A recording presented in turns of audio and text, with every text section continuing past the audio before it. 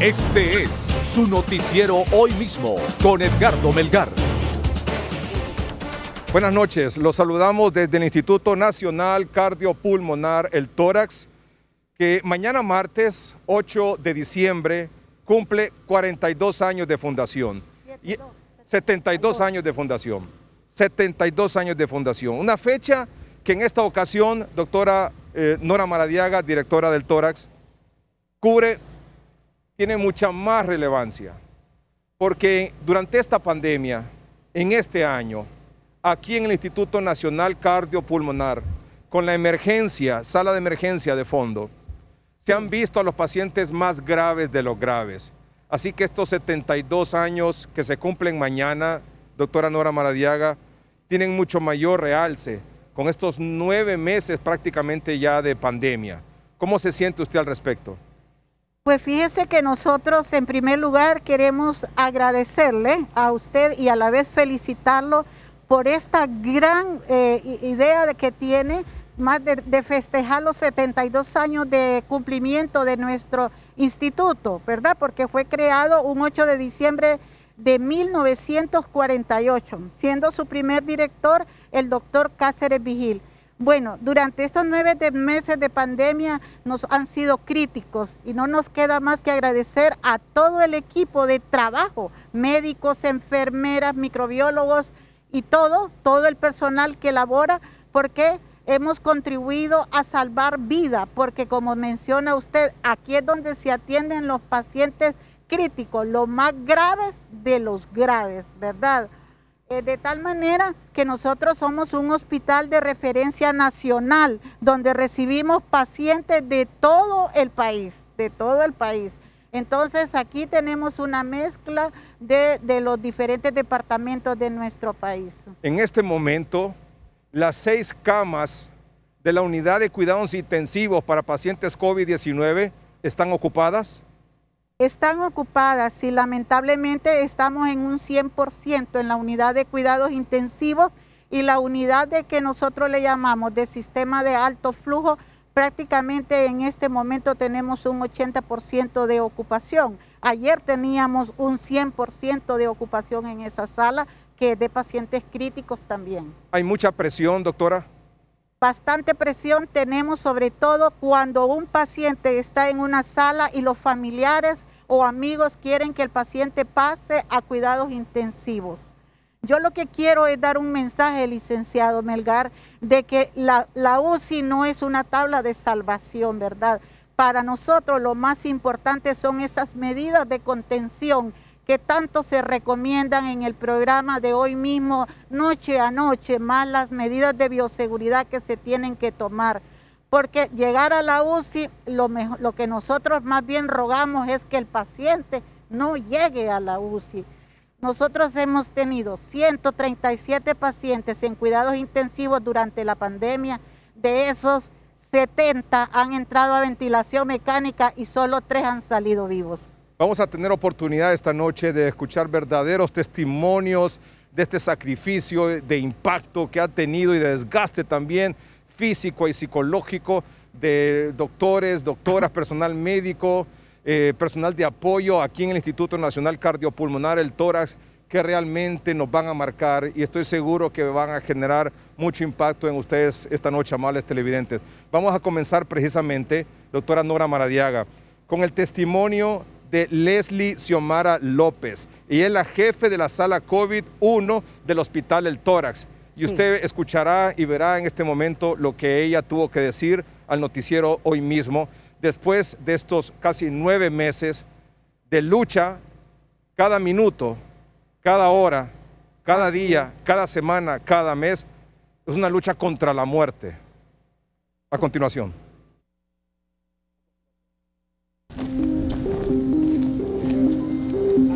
Ahí es donde ya... Los días para la licenciada en enfermería Leslie Xiomara López inician a las 5:30 de la mañana y cumple con turnos de 13 horas o más como jefa de sala COVID en el Hospital Cardiopulmonar El Tórax. Todavía se me quiebra la voz. Bueno, lo que les quiero comentar es que nosotros Comenzamos pensando que sí nos iba a tocar como hospital ser partícipes y en recibir este tipo de pacientes por el órgano que se dañaba, ¿verdad? El pulmón, y el hospital es cardiopulmonar. Entonces nosotros comenzamos con iniciativas, ¿verdad?, dentro del personal de enfermería a autocapacitarnos, a leer, a investigar, a estar investigando qué ocurría en otros países, cuál era la experiencia que se estaba recogiendo en esos lugares. Y de esa manera pues fuimos fusionando esfuerzos entre médicos y enfermeros para poder prepararnos nosotros inicialmente con capacitaciones. Aunque la situación en relación al inicio de la pandemia ha mejorado, los recuerdos de lo que ha vivido en estos últimos meses son imborrables. Eso yo no lo quiero volver a vivir, eso era totalmente duro. El día que yo preparé 7 cadáveres. Eso fue bastante impactante. En 25 años de trabajo jamás había yo preparado los cadáveres que llevo ya preparados en este año 2020. Yo creo que el número exacto yo se lo quedo a deber, solo lo tengo en mi pecho cada vez que vamos preparando un paciente más. A inicios de la pandemia fueron meses difíciles sin el equipo de bioseguridad adecuado. Ahora, afortunadamente, tienen lo necesario para desempeñar su labor, que se ha convertido en la más mortal del planeta. Tuvimos muchas luchas donde vinieron a nosotros equipos de protección personal de muy baja calidad y eso de una u otra manera nos puso en riesgo. Eso también creo que vale la pena investigarse, ¿verdad? Porque muchos profesionales, tanto de la medicina como de enfermería, pues dejaron la vida en el camino en este proceso de atención y todavía no ha terminado. Tras una ventana de vidrio, inicia su jornada tomando los signos vitales de los pacientes hospitalizados. Hacemos la oración, les ayudamos leyéndoles un salmo y vemos que eso los tranquiliza y se mueren tranquilos, ¿verdad? Por lo menos creemos nosotros que ayudamos algo en ese sentido. Nosotros esa parte la hemos descubierto en este momento y igual estamos pidiéndole a los familiares que les manden cartas, se las leemos, lloramos con ellos, ¿verdad? No es fácil, pero nos hace sentirnos bien. Nuestras familias nos toleran porque llegamos a punto de rebalsar nuestro estado de ánimo. Un día que yo preparé 4 cadáveres, ese día mi familia me bajó de mi carro. Porque iba muerta yo.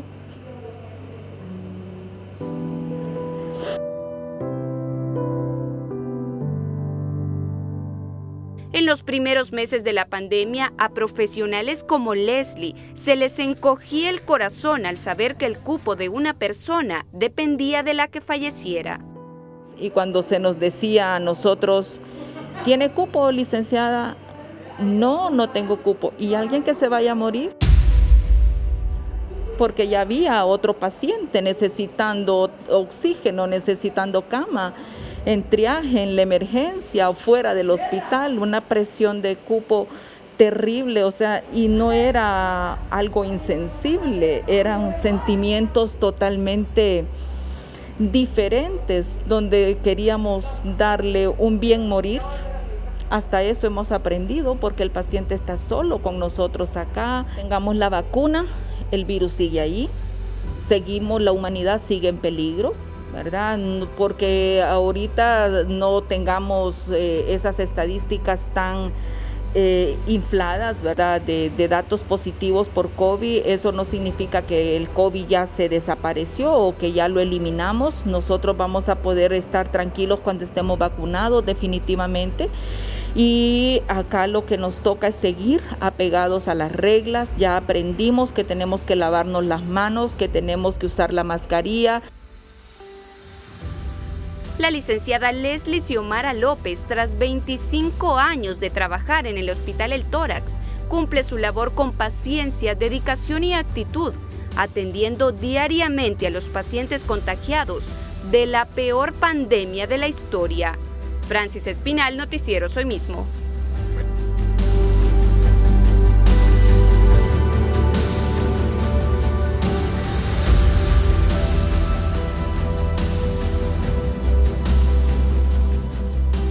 Qué tremendo testimonio. ¿Y cuántos testimonios más del personal que labora aquí en el Tórax durante estos 9 meses, doctora Maradiaga?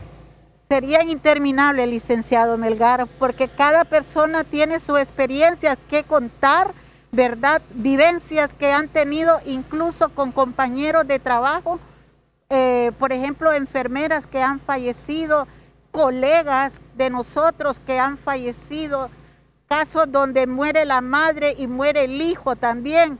Esto es terrible. Como dijo la licenciada Leslie López, que es una de las grandes profesionales con que contamos en el instituto, no lo queremos volver a vivir. Claro. No lo queremos volver a vivir porque mientras entraban las ambulancias con los pacientes, estaba en la línea de carros de los servicios fúnebres cuando teníamos de 9 a 10 defunciones diarias. Pero para que eso no vuelva a ocurrir, usted en la entrevista hace unos minutos me dijo, se necesita que continúe la labor de contención del virus y se necesita también que la población adopte las medidas de bioseguridad.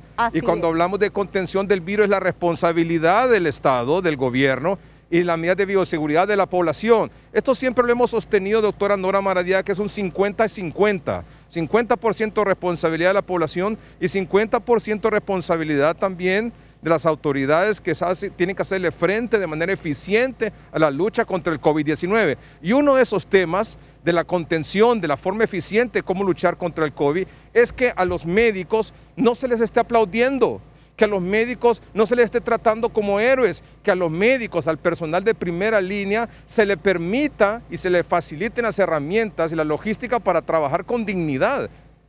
Totalmente de acuerdo, licenciado Melgar. Siempre hemos dicho nosotros cuando conversamos con los compañeros que usted es nuestra voz, ¿verdad? Porque prácticamente usted se ha vuelto un maestro para toda la población, para dar, informar y a la vez aconsejar y hacer énfasis en esas cuestiones que usted mencionó ahorita. Tenemos que seguir con las medidas de contención. No podemos aflojar estas medidas porque ya usted está viendo que la UCI nuestra ya está llena. Y si nos ponemos a revisar, las otras UCI de los otros hospitales también ya se están llenando. Entonces, es un mensaje que tenemos que enviar a la población de volver a despertar. Hay que estar alertas, hay que estar alertas. Entonces, no aflojar estas medidas. Del 100% del personal aquí en el Tórax, ¿qué personal es permanente aquí? ¿Qué porcentaje es permanente aquí? ¿Y qué porcentaje ha venido a colaborar bajo el esquema y el mecanismo del Código Verde? El 42% de nuestro personal se paga con nuestro presupuesto. El resto, prácticamente el 60%, es a través de Código Verde más y a través de la Secretaría de Salud con los fondos, con los préstamos de fondos BID, ¿verdad? Pero en este momento nosotros le estamos pidiendo conservar el personal, porque esto va en aumento, esto no se para, esto tenemos que seguir, ¿verdad? Y seguir cuidándonos. Y esa es mi preocupación, que continúen los triajes, que continúen los centros de estabilización, que continúen las brigadas médicas y que continúe este personal apoyando a los hospitales. Así es, las brigadas tienen que continuar y los servicios de contención también, los servicios de triaje, porque eso es lo que ha contribuido, uno, a que los pacientes puedan ser detectados dentro de los primeros 10 días. Una vez que el paciente ya tiene más de 10 días de los síntomas de la enfermedad, prácticamente decimos nosotros,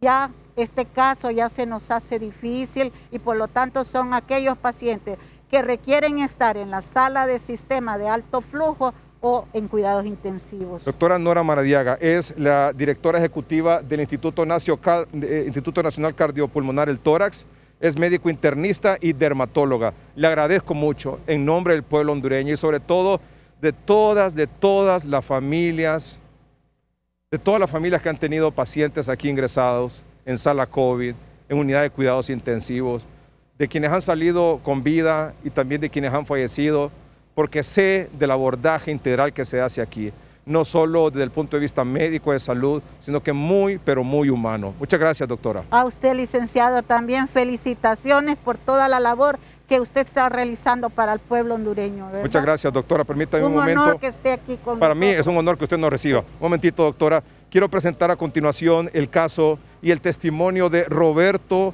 Alfredo Fernández. Es conductor de ambulancia aquí en el Hospital El Tórax.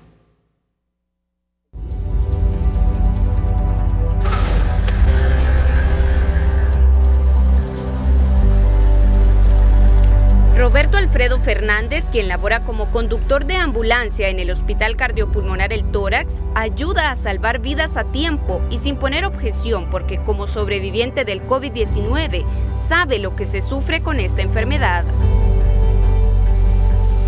Hasta que empezó esto de la pandemia, nosotros hemos estado al pie de la bandera aquí, llevando pacientes al Centro Urológico, Hospital Escuela, Hospital María, que de eso me infecté aquí en el hospital. ¿Usted se contagió de COVID? Sí. ¿Fueron críticos la situación? Críticos, o sea, los críticos lo pasé en mi casa, de ahí gracias a Dios, aquí con Tirso, el doctor Tirso Godoy me ayudó bastante. Él fue quien me recuperó y gracias al hospital también que tuvo buena atención conmigo. A pesar de los riesgos y tras 5 años de laborar como conductor de ambulancia, él no cambia por nada su profesión. Yo me quedo aquí. ¿Por qué? Le tengo amor a mi trabajo. O sea, ese es un deber de nosotros, ya que uno es pobre, ¿me entiende? Hay que luchar para sobrevivir y todas las cosas.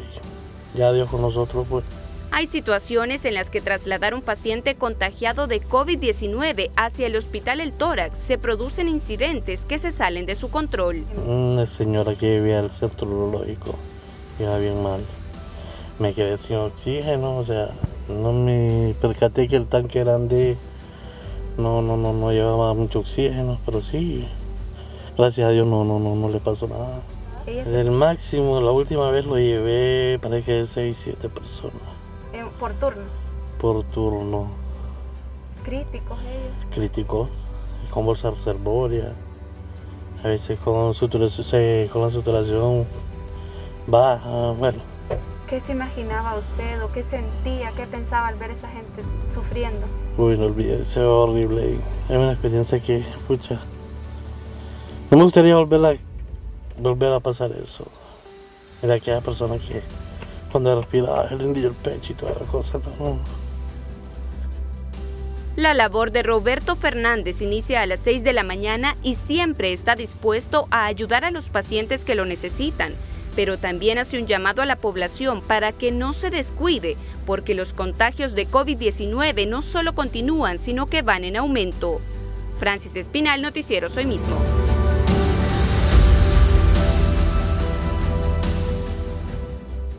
La doctora Suyapa Sosa es la jefe del servicio de neumología en el Instituto Nacional Cardiopulmonar El Tórax. Doctora, buenas noches, gracias por acompañarnos. Muy buenas noches a usted, licenciado Melgar, por honrarnos con estar en este programa tan humano y que presenta las diferentes caras de todo lo que es nuestro Instituto Cardiopulmonar. Y es tan difícil, doctor, en un espacio de tiempo tan corto en el noticiero poder trasladarle a nuestros amables televidentes el día a día y todo lo que implica el trabajo aquí en el Tórax. Es realmente complicado, pero realmente es asombroso y estamos muy agradecidos como hondureños reconociendo la labor que ustedes han hecho aquí durante estos 9 meses de pandemia, doctora. Nosotros somos un equipo, estamos muy orgullosos de todo el equipo del Instituto Nacional Cardiopulmonar y como lo decía, ver a cada uno de nuestros compañeros de trabajo, a Leslie López, a don Roberto, gente que se ha infectado estando en primera línea, luchando, y que todos hemos sido parte de estas curaciones, pues definitivamente que para nosotros es un verdadero honor poder dar testimonio en este programa de todo lo maravilloso que es, a pesar de las desgracias que trae el COVID-19. Doctora, usted que ve los pacientes aquí, en este hospital donde se ven los más graves de los graves, ¿qué siente, doctora, cuando está todo el día usted luchando contra la muerte, tratando de mantener la vida a estos pacientes, y luego sale a la calle y ver lo que está pasando en la calle? ¿Qué siente? Mire, es frustrante, creo que refleja la irresponsabilidad de la población en haberse relajado creyendo que esta pandemia está de alguna manera controlada, pero al mismo tiempo nos hace tener mayor fortaleza para seguir luchando y decir que este instituto es de guerreros. Nosotros no nos vamos a dar por vencidos de ninguna forma, a pesar de que en muchísimas ocasiones nos sintamos tan solos en una lucha que es para toda la población hondureña. Vamos a hacer una pausa comercial, si me lo permite. Claro que sí. Tengo un par de preguntas que hacerle, como por ejemplo que nos comparta cuál ha sido el momento más duro que a usted le ha tocado vivir en estos casi 9 meses, y también qué es lo que en este momento le da más rabia y le provoca más indignación. Ya volvemos.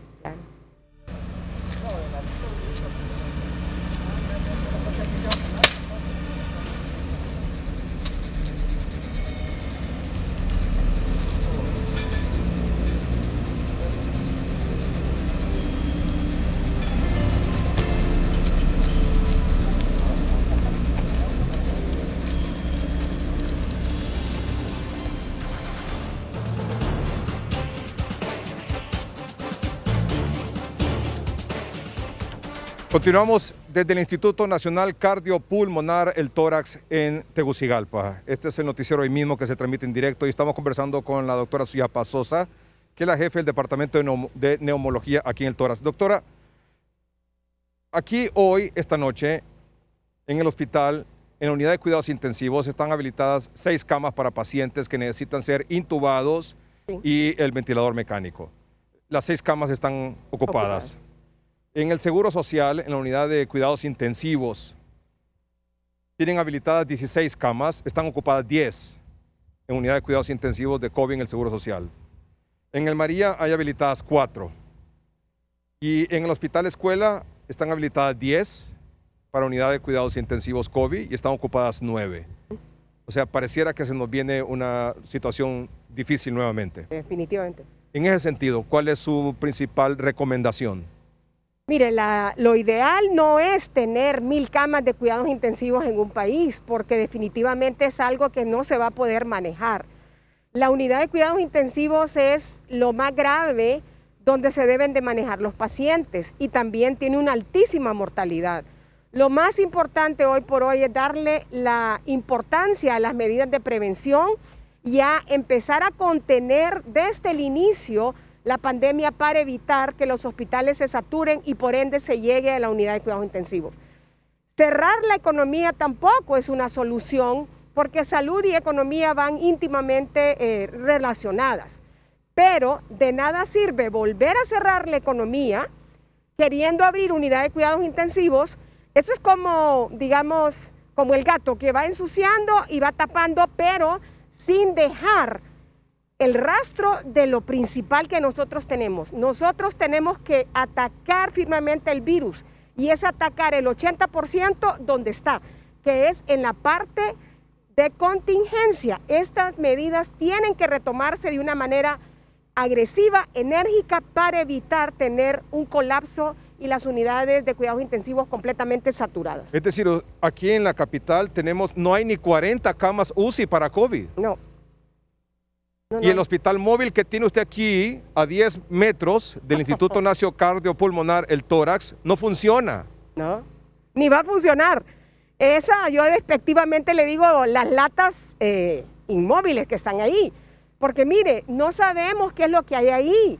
No sabemos quién lo va a manejar. Entonces es nuevamente darle falsas expectativas a la población diciendo que esta es la cura, que después viene la vacuna. La cura en este momento son las medidas de bioseguridad y nuevamente tenemos nosotros que retomarlas y hacer muchísimo énfasis, máxime ahorita que viene la Navidad, donde la gente quiere desesperadamente estar con su gente. Claro, pero yo creo que es oportuno esta noche aquí en el programa aprovechar y dar ese mensaje. Decir, mire, y lo que usted decía, yo estoy completamente de acuerdo con usted, cerrar la economía. 3.5 millones de hondureños, que también hay que hacer un balance y un equilibrio en esta situación. Lo que le decíamos al principio del noticiero esta noche.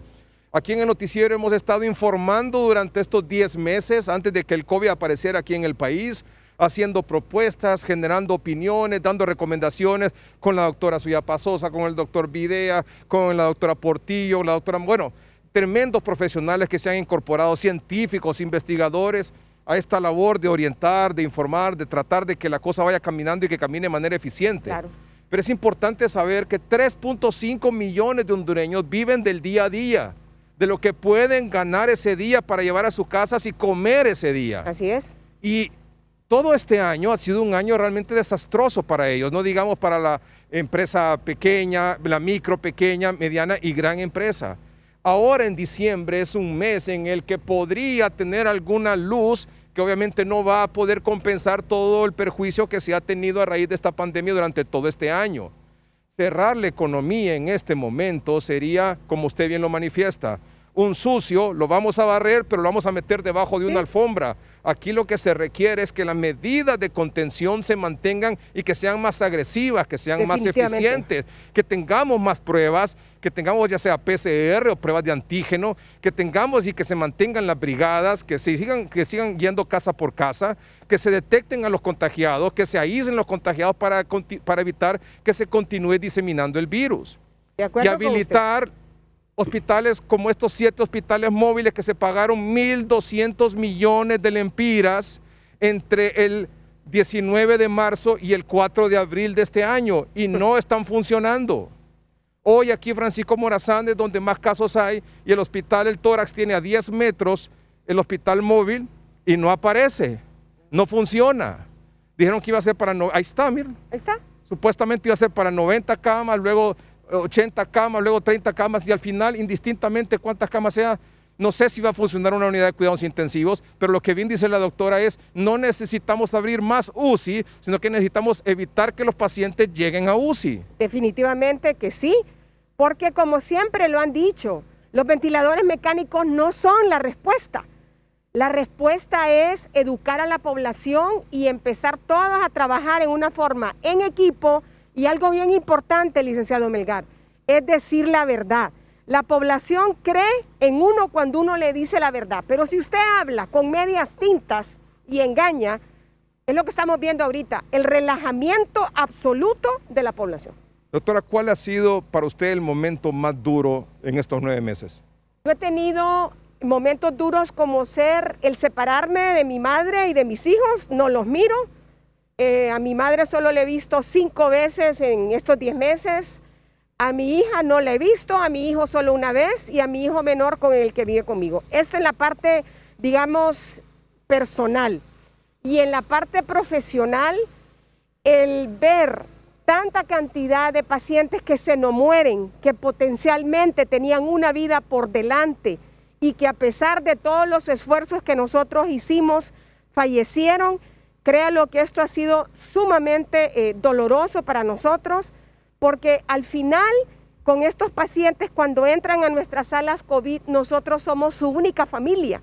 Somos el enlace entre ellos con el medio externo y tener que estar hablando con ellos, a que nos miren, a estar hablándoles, a tener todos los mensajes de apoyo que reciben de su familia. Nosotros les aplaudimos a cada paciente que egresamos de nuestro hospital y les hacemos una danza con mis médicos cuando el paciente se va de alta. Y créalo, ver la cara de un paciente que me dice, doctora, ¿cuándo me va a bailar? ¿Cuándo me va a aplaudir? Porque ellos tienen esa esperanza de que van a salir de alta. Y este es el deseo y la esperanza, el anhelo que cada uno del personal tiene cuando tiene un paciente hospitalizado. Doctora, muchas gracias por acompañarnos esta noche y muchas gracias por todo lo que usted hace, por su sacrificio, por su compromiso, por su dedicación para con sus pacientes. Muchas gracias, doctora. Solo quiero finalizar, licenciado Melgar, diciéndole a Montoya, como le decíamos, que él nos debe un café con semitas, que él no se puede ir sin pagar nuestra deuda. Ánimo, porque todavía nos falta pelear. Gracias. ¿Montoya es un paciente que está en UCI? Montoya es un paciente que está en UCI, un paciente muy querido por todos nosotros, un gran paciente. ¿Está intubado? Todavía no, y estamos esperando que no se vaya a intubar. Muchas gracias, doctora. A la orden. Muy amable. Antes de despedir a la doctora, quiero compartir con usted, doctora, también, y con nuestros amables televidentes, el testimonio de una trabajadora social aquí en el Tórax. Porque el Tórax es un conglomerado tremendo de personal que hace una gran labor. Y ella es, aparte del riesgo de trabajar en primera línea contra el COVID-19, la labor de los trabajadores sociales, de darle fuerza, es la cara humana entre el hospital y los familiares de los Así pacientes que están ingresados en el hospital. Escuchen su testimonio. El trabajo de solidaridad. Hoy conoceremos la historia de Marta Quiñones, licenciada en Trabajo Social, la encargada de decirle a los familiares cuando fallece un paciente de COVID-19.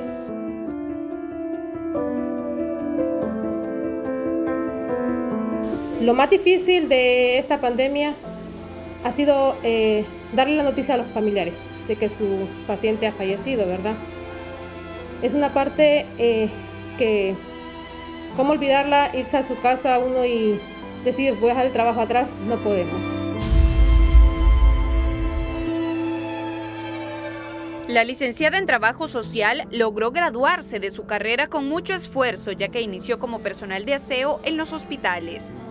Vengo desde el hospital escuela, igual en el área de limpieza.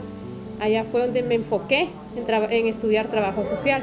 Entonces, como mi contrato terminó allá, me vine para acá, igual siempre trabajando en el área de limpieza, trabajaba en el día y estudiaba tarde-noche.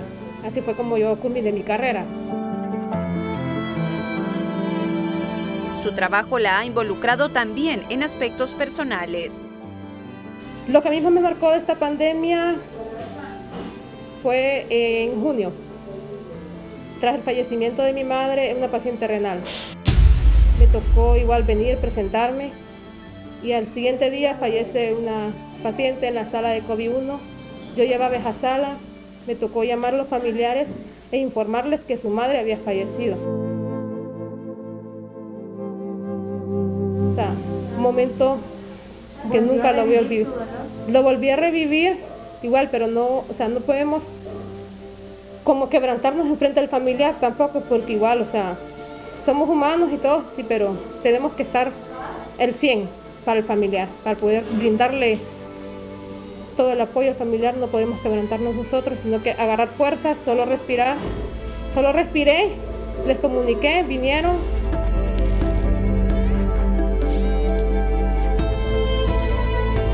Son varias las llamadas diarias que realiza con el corazón roto para informar de la muerte de un paciente por COVID-19. No solo era uno, eran 3. Todos los días en la mañana, cuando me levanto, lo primero que hago es orar a Dios. En la noche igual, pidiéndole fuerzas, que me deja fuerzas para poder darle esas palabras de aliento a estos familiares.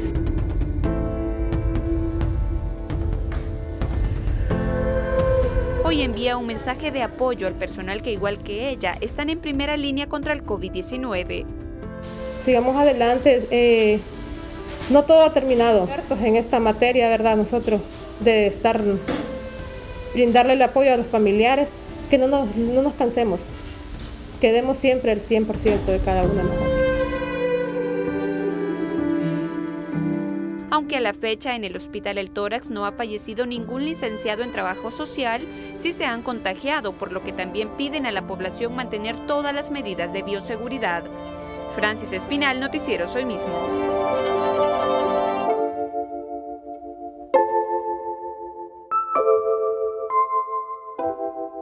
Qué dramático y qué trabajo muy difícil, qué difícil trabajo. Nos acompaña ahora el doctor Guimel Peralta. El doctor Guimel Peralta es el subdirector asistencial del Hospital El Tórax y es especialista en medicina interna. Doctor, gracias por acompañarnos. Buenas noches. Qué tremendos testimonios esto, doctor, y estoy seguro las historias que usted tendría para contarnos. Sí, muchas gracias, licenciado. En realidad es un honor, le agradezco mucho esta transmisión especial desde nuestro Instituto Nacional Cardiopulmonar, nuestro Hospital del Tórax.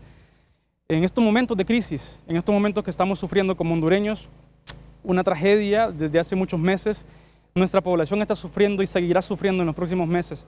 Tenemos que tomar todas las medidas para evitar que esto siga causando mucho dolor en nuestras familias hondureñas. Doctor, vamos a compartir a continuación algunas fotografías de la unidad de cuidados intensivos aquí en el tórax.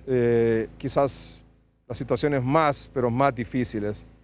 Doctor, ¿cuál es el promedio de un paciente que ingresa a una unidad de cuidados intensivos? ¿Cuánto tiempo pasa ahí? La unidad de cuidados intensivos es el espacio más crítico del hospital. Es la unidad donde se atienden los pacientes severos y críticos por COVID-19. En este momento en nuestro hospital tenemos 6 pacientes que están siendo atendidos por el mejor equipo de profesionales sanitarios. La estadía hospitalaria en cuidados intensivos es variable, puede ser de 7 a 14 días, generalmente eso es lo que reporta la literatura, pero en experiencia hemos visto que los pacientes pueden estar hasta 2 meses ingresados en unidad de cuidados intensivos. Hay muchos que logran sobrevivir y están en este momento contando su historia, pero hay otros que pierden la batalla, lastimosamente. Incluso a las 48 horas de su ingreso a la unidad de cuidados intensivos, pierden la batalla y lastimosamente fallecen. Esas pérdidas nos llenan de mucho dolor, pero es la realidad que está pasando en este momento en nuestro país. Doctor, cuando ingresan a una unidad de cuidados intensivos, es que va a ser intubado y se va a conectar a un ventilador mecánico que va a generar oxígeno para que a través de ese tubo, vía tráquea, llegue oxígeno a los pulmones. En efecto, ese es uno de los objetivos de la unidad de cuidados intensivos, ingresar pacientes para que reciban el apoyo avanzado, apoyo vital avanzado a través de un respirador mecánico. No todos los pacientes son intubados, no todos los pacientes requieren un tubo orotraqueal para conectarse a un ventilador mecánico en unidad de cuidados intensivos, pero muchos de ellos, de los que ingresan a unidad de cuidados intensivos, sí terminan siendo intubados y sí terminan siendo conectados a un ventilador mecánico. Hay otras estrategias de ventilación mecánica no invasiva, altos flujos y otros mecanismos que permiten al paciente de algún modo recibir el apoyo sin necesidad del tubo orotraqueal, que es el paciente más crítico y muchas veces el paciente que no sobrevive. Cuando un paciente ingresa a una unidad de cuidados intensivos por COVID-19, ¿qué posibilidades tiene de sobrevivir? Cuando el paciente ingresa, nosotros decidimos en este caso si el paciente tiene criterios para ingreso a la unidad de cuidados intensivos. Si el paciente tiene posibilidades de sobrevida, ingresa a esta unidad crítica. Lastimosamente no todos sobreviven. Se habla de que alrededor de 9 de cada 10 pacientes que son intubados, que es el último mecanismo en estos pacientes críticos, fallecen.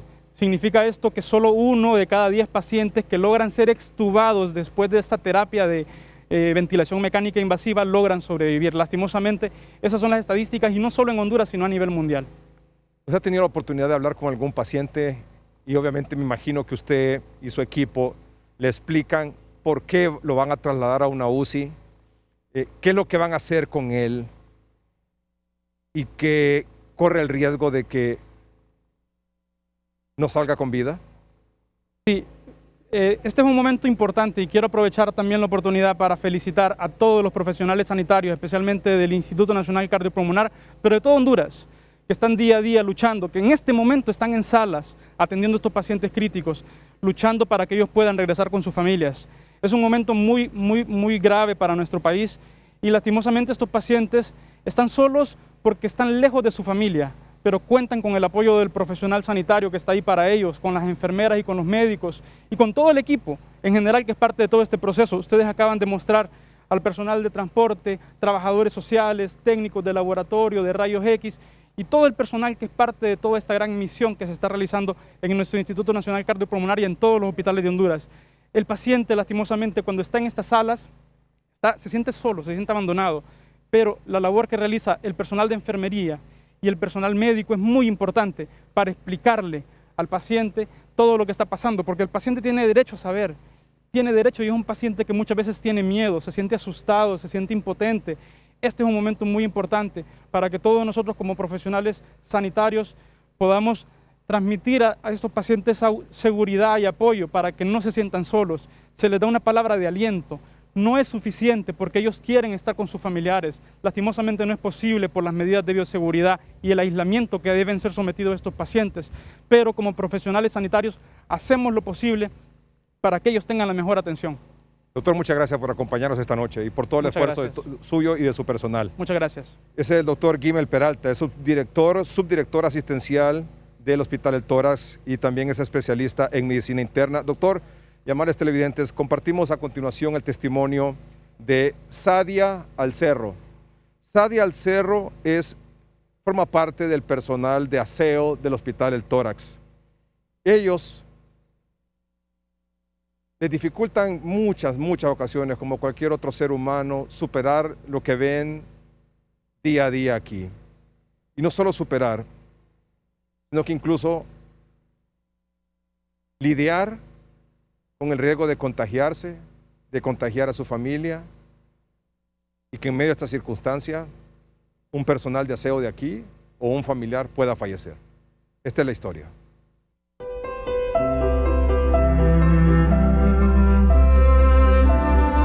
Ellos también son personal de primera línea. El personal de aseo también sufre las consecuencias de la pandemia de COVID-19. Tras 5 años de laborar en el área de aseo del Hospital El Tórax, Sadia Alcerro nunca se imaginó vivir lo que la pandemia le ha dejado. Lo difícil es alejarse de las personas que uno quiere. Por mucha gente que en sí, familiares, amistades, que uno mira en el hospital, que uno no piensa que van a caer en el hospital y uno le duele como ser humano, como gente de limpieza, uno tiene su corazón y se le hace duro a uno y difícil. Al estar laborando en el hospital, vio morir a personas queridas, situación que marcó su vida. Una vecina que era como mi madrina, estuvo en mi sala. Yo ese día que yo llegué, yo la miré y me asusté por mirarla ahí. Y esos días a mí se me hicieron duros. Ella se murió en mi sala. Y eso es lo más difícil que yo le puedo decir que he visto en esta pandemia, porque nunca pensé que ella iba a llegar ahí.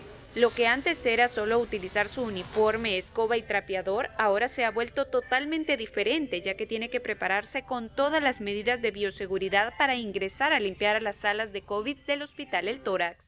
Nosotros somos que estamos día a día en las salas, tanto como en la limpieza y en lo general en todo el hospital. ¿Cuál es su labor? ¿Qué hace usted en las salas COVID? Bueno, en la sala nosotros nos encargamos de las limpiezas, tanto de las camillas, de los baños, tanto en las paredes, en los ventanales, mesas, en todo. Hoy envía un mensaje a sus compañeros de primera línea contra el COVID-19. Que seamos fuertes, que sigamos en la lucha, que nos apoyemos unos a otros y que nos sigamos cuidando, porque esto del COVID es en serio. No es una broma ni por el estilo. Y si uno mismo se quiere y uno quiere a su familia, se tiene que cuidar. Son al menos 4 los trabajadores del personal de aseo del Hospital El Tórax que se han contagiado de COVID-19 en lo que va de la pandemia. Francis Espinal, Noticiero Hoy Mismo.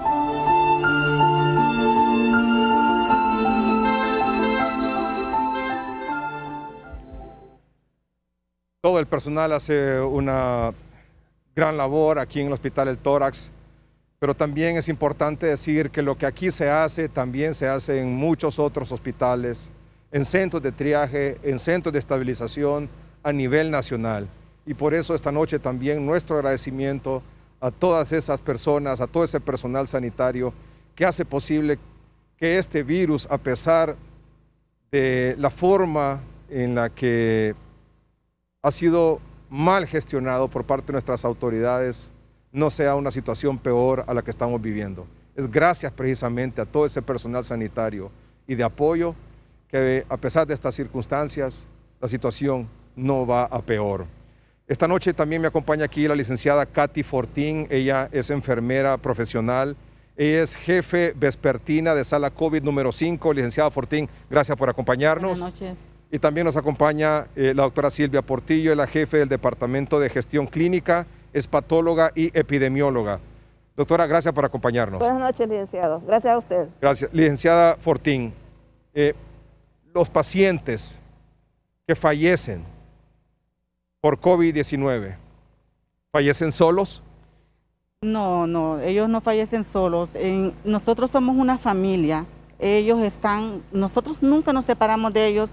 Ellos están y ellos quieren dialogar con su familia. En ese momento, lastimosamente no se puede, pues porque no está permitido por la situación, pero nosotros estamos ahí, hacemos ese papel de familia, oramos con ellos. Han aceptado el Señor en ese momento de angustia que ellos dicen, ya me muero, ya no, yo siento que me voy. Entonces en ese momento nosotros dialogamos y muchos han aceptado al Señor y ellos se han ido satisfechos. Tuve un caso con un paciente que él decía, quiero hablar con mi hija, yo siento que me muero, yo necesito dialogar con mi hija.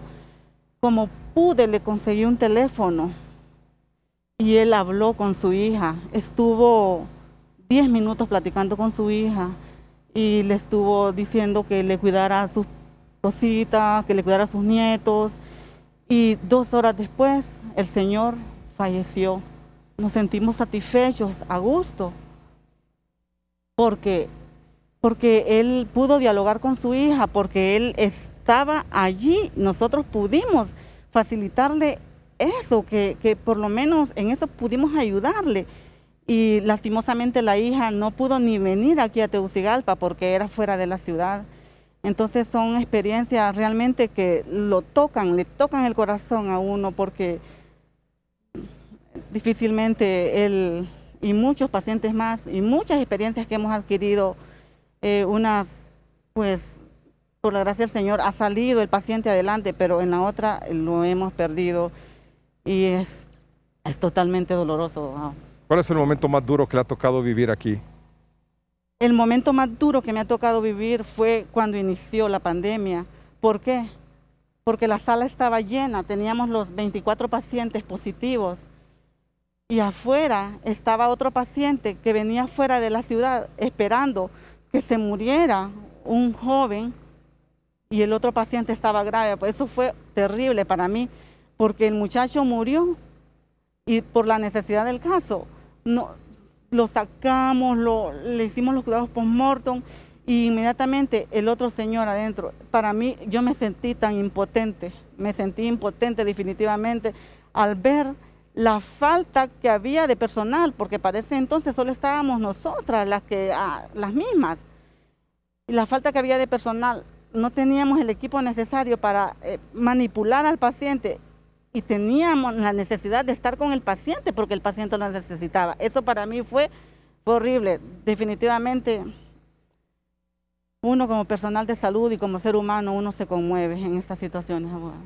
Y cuando sale después de aquí y ve a la calle y mira cómo es el comportamiento de la población. No, pues es una impotencia también, es una impotencia grande porque uno no puede hacer nada, porque tantos consejos, verbales, documentales, en la televisión y ellos, la comunidad anda como que sin nada, como que si esto no existiera, esto es mentira, como que no existe. Y sí, hay personas que continúan diciendo que el COVID no existe, que esto es mentira.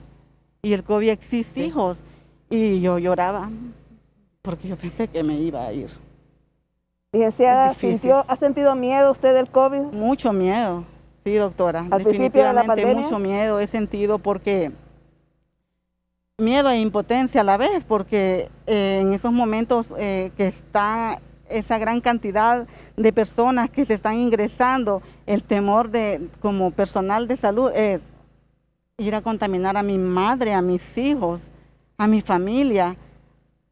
Entonces eso para mí ha sido terrible, es lo peor que ha podido pasar durante yo tengo mi existencia. Sí. Licenciada Katy Fortín, muchas gracias por su testimonio. Sí. Usted es enfermera profesional. Así es. Y por su medio también agradecerle a todas las enfermeras del país la labor que hacen en medio de esta situación tan difícil. Muchas gracias. Okay. Muchas gracias. Aguarde un momentito, por favor. La doctora Silvia Portillo, ¿estamos a las puertas de una nueva crisis, doctora? No salimos de alguna que estamos en crisis. ¿verdad? No es una nueva crisis, es la de siempre. ¿Qué es lo que hay que hacer ahora? Lo que hay que hacer ahora es fortalecer, incrementar, renovar la vigilancia epidemiológica. Ese es nuestro talón de Aquiles. Hay que hacer más pruebas para obtener más datos, para poder tomar decisiones correctas. ¿Cuál sería su consejo esta noche a las autoridades?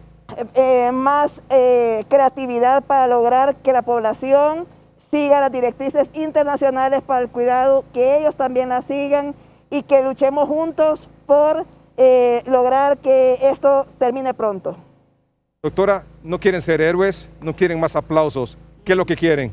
Nosotros lo que queremos es que el gobierno haga lo que tiene que hacer, que la población se cuide y que nos sigan apoyando. Agradecemos muchísimo al Comité de Apoyo del Tórax porque con ellos estamos saliendo adelante. Muy bien. ¿Qué es lo que usted quisiera aprovechar este momento, licenciada, para darle un mensaje a la población? ¿Qué es lo que necesitan? Decirles que el COVID existe, que nos protejamos, que salgamos necesariamente, de veras, si es algo importante, a la calle, que la verdad que como seres humanos tenemos que salir a trabajar, pero protegernos, usar nuestras mascarillas, las cubrebocas donde sea, en cualquier área, en el bus, en la calle, en la casa, el aseo que hay que hacerse al llegar a la casa por el contacto que ha tenido en todo el día con la sociedad en la que vivimos, que no dejen de usar la mascarilla y créanmelo, el COVID sí existe y sí es necesario que la población entienda, por favor, ya no queremos ser héroes, queremos ya que esto pare, pero sin la ayuda de ustedes no va a poder ser, necesitamos que todos nos apoyemos, necesitamos que la población entienda que esto es una realidad, que no es una mentira, que por favor usen mascarilla y no salgan si no es necesario, por el amor de Dios, en especial en este tiempo que estamos, en la Navidad, que traten de salir definitivamente lo necesario, porque esto no ha parado, esto apenas empieza. Muchas gracias de nuevo. A la licenciada Katy Fortín, a la doctora Portillo. Muchas gracias también, por favor, doctora Maradiaga, venga, la doctora Ciudad Pasosa, el doctor Guimel Peralta. Muchas gracias por haber estado con nosotros esta noche, por habernos permitido estar aquí en el Hospital del Tórax y agradecerles en nombre del pueblo hondureño lo que ustedes han hecho. Estos 72 años que se conmemoran mañana en esta fecha es mucho más representativa por toda la lucha que ustedes hacen día a día tratando de salvar la vida de pacientes y que de hecho lo han logrado en muchos casos. Este es un virus, esta es una pandemia realmente feroz, traicionero este virus, y mortal absolutamente, como lo han referido aquí esta noche, pero gracias por todo lo que ustedes hacen, nuevamente por su compromiso y a través de ustedes también, por supuesto, a todo el personal sanitario en los distintos centros de triaje, centros de estabilización, en los diferentes hospitales, en Tegucigalpa, en San Pedro Sula y en todo el país. Muchas gracias por habernos permitido esta noche estar aquí con ustedes. Gracias. Muchas gracias. Licenciado Melgar, que esté con nosotros aquí, queda invitado, esté en su casa. Ha sido un honor para todos nosotros, del Instituto Nacional Cardiopulmonar, que esté usted aquí con nosotros, ¿verdad? En las vísperas de la celebración de nuestro 72 aniversario. Mejor regalo no nos pudo dar. Muchas gracias. Para nosotros ha sido un honor. Gracias a ustedes por su atención. Buenas noches y que estén bien. Buenas noches.